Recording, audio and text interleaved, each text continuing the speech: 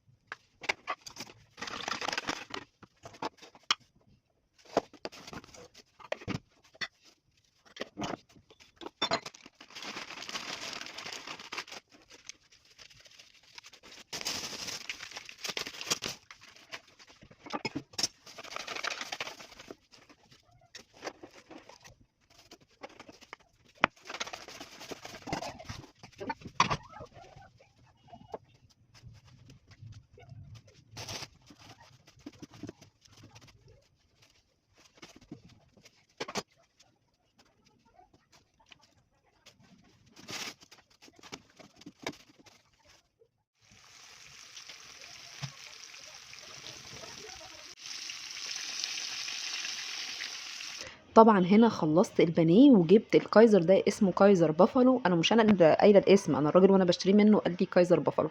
عندي هنا بقى في البيت يعني مش هاقول لكم عاهات، كل واحد فيهم بياكل ساندوتش بمزاجه، فطبعًا قررت إن أنا أعمل لهم ساندوتشاتهم من الأول، حطيت مايونيز وكاتشب، وبعد كده طبعًا حطيت طماطم وفلفل، وفي منهم ما بياكلش بالفلفل، في منهم ما بياكلش بالمايونيز، وقُلت إيه المشكلة؟ مش مشكلة، هاعمل لهم زي ما هم عايزين، وكمان حطيت عليهم صوص الجبنة الحراقة بالهالوبينو.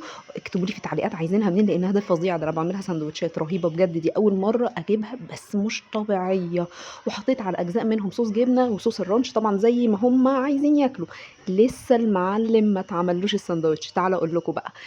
مش طباخ سم بيدوق، انا بقى قررت اعمل لي مش هقول احلى سم لان ده مش سم، ده شربات. عايزه اكل ساندوتش بمزاج فقررت اعمله. طبعا عشان ساندوتش ما يشربش الكاتشب بتاعي حطيت ايه، حطيت مايونيز، بعد كده نحط كاتشب بقى وما خليتوش سبايسي لان هيتحط عليه سبايسي كتير قوي. طماطم، بصل، ما تحرميش نفسك من حاجه، انت تعبانه طول النهار اعملي الساندوتش وحطي فيه كل اللي انت عايزاه.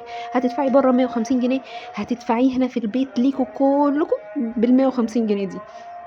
هتحطي ايه، هتحطي ده صوص الجبنه، انا لسه شارياه النهارده، صوص جبنه حراق وفيه قطع الهاليمون. شايفين القطعه؟ شايفين القطعه؟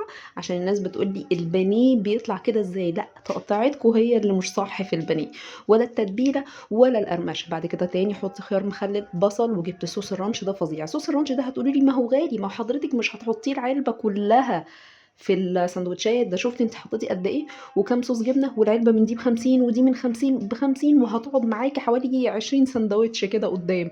إحنا بندفع أول مرّة في صوصات لو أنتِ عايزاها يعني كتير، لكن بعد كده بتفضل